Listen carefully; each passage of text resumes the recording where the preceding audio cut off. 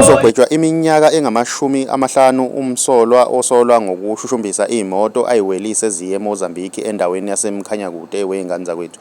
Nginibingelele kuzo zonke izindawo la okufinyela khona lo mbukiso. Igama lami nguVusi Mavusana kwi-channel ehamba phambili uMkhanyakude TV.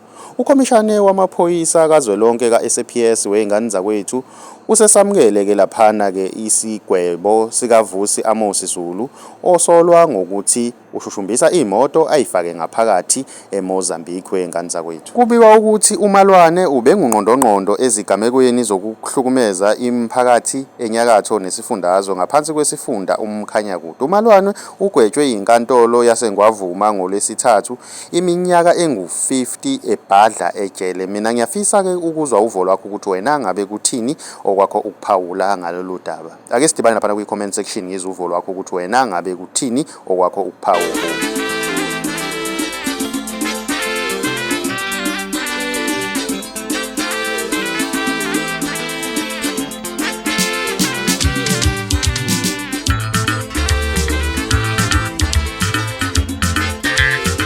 Yelithuna ongela lona mthathi uzongena wenegcineni. Yelithuna ongela lona mthathi uzongena wenegcineni.